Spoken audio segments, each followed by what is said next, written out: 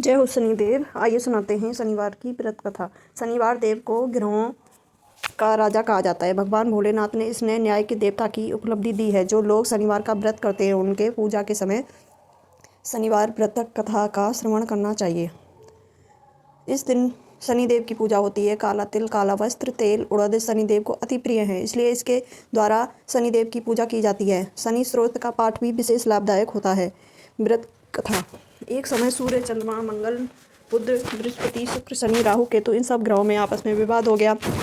हम में से सबसे बड़ा कौन है? सब अपने आप को बड़ा कहते। जब आपस में कोई निश्चय ना हो सका तो वो सब आपस में झगड़ते हुए देवराज इंद्र के पास गए और कहने लगे कि आप सब देवताओं के राजा हैं, इसलिए आप हमारा न्याय करेंगे, करके बतलाएं। अब नवों ग्रहों में से कौन सबसे बड़ा ग्रह है? देवराज इंद्र देवताओं का प्रश्न सुनकर घबरा गए और कहने लगे कि मुझ में यह सामर्थ्य नहीं है कि मैं किसी को छोटा या बड़ा बतला सकूं। मैं अपने मुख से कुछ नहीं कह सकता। हाँ, एक उपाय हो सकता है। इस समय पृथ्वी पर राजा विक्रमादित्य दूसरों के दुखों का निवारण करने वाले हैं, इसलिए आप सब मिलकर उन्हीं के पास जाएं।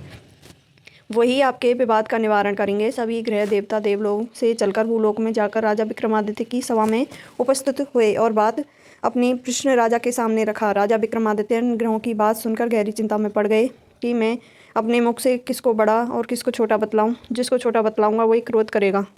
उनका झगड़ा निपटाने के लिए उन्होंने एक उपाय सोचा और सोने, चांदी, कांसा, पीतल, शीशा, रांगा, जस्ता, अभ्रक और लोहे 9 धातुओं के 9 आसन बनवाए। जब आसनों को कम से जैसे सोना सबसे पहले, लोहा सबसे पीछे बिछाया गया। इसके पश्चात राजा ने सब ग्रहों से कहा कि आप अपने अपना आसन ग्रहण करें। जिसका आसन सबसे आगे सबसे बड़ा, जिसका सबसे पीछे वह सबसे छोटा। क्योंकि लोहा सबसे पीछे था, शनिदेव का आसन था, इसलिए शनिदेव ने समझ लिया कि राजा ने मुझको सबसे छोटा बतलाया है। इस निर्णय पर शनिदेव को बहुत गुस्सा आया। उसने कहा कि राजा, तू मुझे नहीं जानता।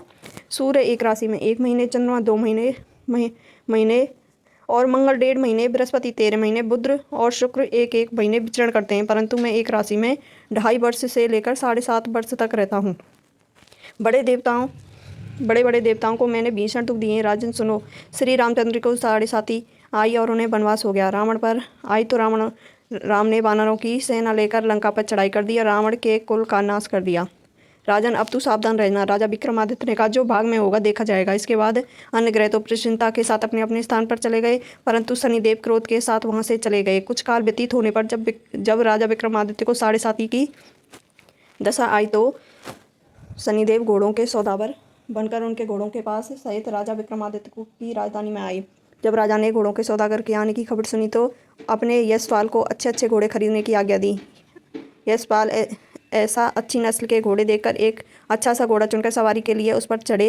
राजा के पीठ पर चढ़ते ही घोड़ा तेजी से भागा। घोड़ा बहुत दूर एक घने जंगल में जाकर राजा को छोड़कर अंतर्ध्यान हो गया। इसके बाद राजा विक्रमादित्य अकेला जंगल में भटकता फिरता रहा। भूख प्यास से व्याकुल राजा ने भटकते भटकते एक गाँव वाले को देखा। गाँव वाले ने राजा को प्यास से व्याकुल देखकर पानी पिलाया। राजा की अंगुली में एक अंगूठी दी। वह अंगूठी उसने निकालकर प्रसन्नता के साथ गाँव वाले को दे दी। स्वयं शहर की ओर चल दिया। राजा शहर में पहुंचकर एक सेठ की दुकान पर जा बैठ गया और उसने अपने उज्जैन का रहने वाला था, अपना नाम बीका बतलाया। सेठ ने उसको एक कुलीन मनुष्य समझकर जल आदि पिलाया। भाग्यवश उस दिन सेठ की दुकान पर बहुत अधिक बिक्री हुई। सेठ उसको भाग्यवान पुरुष समझकर भोजन के लिए अपने साथ घर ले गया। भोजन करते समय राजा विक्रमादित्य ने एक आश्चर्यजनक घटना देखी। जिस खूंटी पर हार लटक रहा था वह खूंटी उस हार को निगल रही थी। भोजन के पश्चात जब सेठ कमरे में आया तो उसे कमरे में हार नहीं मिला। उसने यह निश्चय किया कि सिपाही बीका के कोई इस कमरे में नहीं है। अंत अवश्य ही हार इसी ने चोरी किया है, परंतु बीका ने हार लेने से इनकार कर दिया। इस पर 5-7 आदमी को उसको पकड़कर नगर के कोतवाल के पास ले गए। फौजदार ने उसको राजा के सामने उपस्थित कर दिया और कहा कि यह आदमी भलाभांति प्रतीत होता, चोर मालूम नहीं होता, परंतु सेठ का कहना है कि इसके सिवाय कोई उसके घर में नहीं आया, इसलिए अवश्य चोरी इसने ही की है। राजा ने आज्ञा दी कि इसके हाथ पैर काट दिए जाएं, परंतु राजा की आज्ञा का पालन किया। तुरंत राजा की आज्ञा का पालन किया और बीका के हाथ पैर काट दिए गए। कुछ काल व्यतीत होने पर एक तेली अपने घर ले गया, उसको कोलू पर बैठा दिया। बीका उस पर बैठा हुआ जवान से बैल हाँकता रहा। इस काल में राजा की शनि की दशा समाप्त हो गई। वर्षा ऋतु के समय के वह मल्हार राग गाने लगा। यह राग सुनकर उस शहर के राजा की कन्या मन भावनी उस राग पर मोहित हो गई। राजकन्या ने राग गाने वाले को खबर लेने के लिए अपनी दासी को भेजा। दासी सारे शहर में घूमती रही। जब वह तेली के घर के निकट पहुंची तो क्या देखती है कि तेली के घर चौरंगिया राज गा रहा है। दासी ने लौटकर राजकुमारी को सब वार्तालाप सुना दिया। बस उसी क्षण राजकुमारी मनभावनी ने अपने मन में यह प्रण कर लिया, चाहे कुछ भी हो जाए मैंने चौरंगिया के साथ ही विवाह करना है। प्रातःकाल उठते ही जब दासी ने राजकुमारी मनभावनी को जगाना चाहा तो राजकुमारी अनशन व्रत लेकर पड़ी रही। दासी ने राजकुमारी के पास आकर राजकुमारी को ना उठने का वार्तालाप कहा। रानी ने वहां आकर राजकुमारी को जगाया पर उसके दुख का कारण पूछा। राजकुमारी ने कहा कि माताजी, मैंने प्रण कर लिया है कि तेली के घर जो चौरंगिया है मैं उसी के साथ विवाह करूंगी। माता ने कहा, पगली तू यह क्या कह रही है?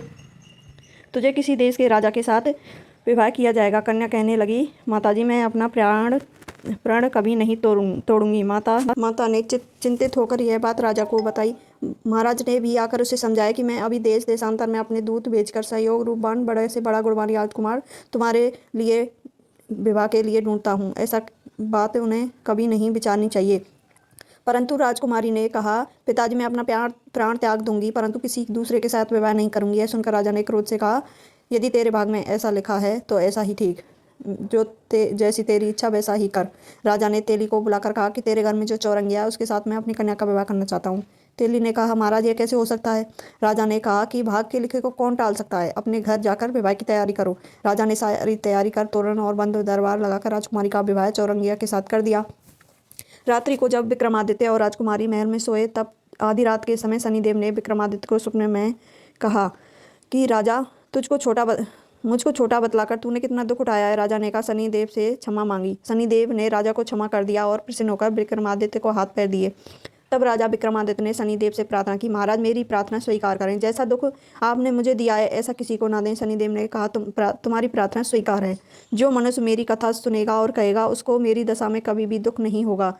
जो नित्य मेरा ध्यान करेगा या चींटियों को आटा डालेगा उसके सब मनोरथ पूर्ण होंगे। इतना कहकर वह शनिदेव अपने धाम को चले गए। जब राजकुमारी मनभावनी की आंखें खुली उसने चौरंगिया को हाथ पांव साथ देखा तो आश्चर्यचकित होकर उसको देखकर राजा विक्रमादित्य ने अपना सारा वार्तालाप हाल कहा कि मैं उज्जैन का राजा हूँ, विक्रमादित्य हूँ। यह घटना सुनकर राजकुमारी अत्यंत प्रसन्न हुई। प्रातःकाल राजकुमारी ने अपनी सखियों से पिछली रात का हालचाल पूछा तो उसने अपने पति का समस्त वार्तालाप कह सुनाया। तब सबने प्रसन्नता प्रकट की और कहा कि ईश्वर ने आपकी मनोकामना पूर्ण की है। जब उस सेठ ने यह घटना सुनी तो राजा विक्रमादित्य के पास आकर उसके पैरों में गिरकर क्षमा मांग लगा कि आप और आपके पैर पर क्षमा मांगने लगा कि आप पर मैंने चोरी का झूठा दोष लगाया, आप चाहें मुझे दंड दे सकते हैं। राजा ने कहा, मुझ पर शनि का कोप था, इसी कारण यह सब मुझको प्राप्त हुए, इसमें तुम्हारा कोई दोष नहीं है। तुम अपने घर जाकर अपना कार्य करो, तुम्हारा कोई अपराध नहीं है। सेठ बोला, महाराज मुझे तभी शांति मिलेगी जब आप मेरे घर चलकर प्रीतिपूर्वक भोजन करेंगे। राजा ने कहा, जैसी आपकी इच्छा वैसा ही करें। सेठ ने अपने घर जाकर अनेक प्रकार के सुंदर भोजन बनवाए। सारा राजा विक्रमादित्य को प्रतिभोज दिया। जिस समय राजा भोजन कर रहे थे एक आश्चर्यजनक घटना घटित सबको दिखाई दी। जो बूटी पहले हार निकल गई थी वह हार उगल रही थी। जब भोजन समाप्त हो गया तो शेर ने हाथ जोड़कर बहुत सी मोहरें राजा को भेंट की और कहा, मेरी श्री कबरी नामक एक कन्या है, आप उसका पड़ी ग्रहण करें। राजा विक्रमादित्य ने उसकी प्रार्थना स्वीकार कर ली। तब सेठ ने अपनी कन्या का विवाह राजा के साथ कर दिया। बहुत सा धन दहेज आदि दिया। कुछ दिन तक उस राजा ने निवास करने के पश्चात राजा विक्रमादित्य ने अपने ससुर राजा से कहा कि अब मैं उज्जैन जाने की इच्छा है। कुछ दिन बाद विदा लेकर राजकुमारी मनभावनी सेठ की कन्या और दोनों को जगह से मिला। दहेज पर अनेक दास दासियां रथ और पालकियां सहित राजा विक्रमादित्य उज्जैन की तरफ चले।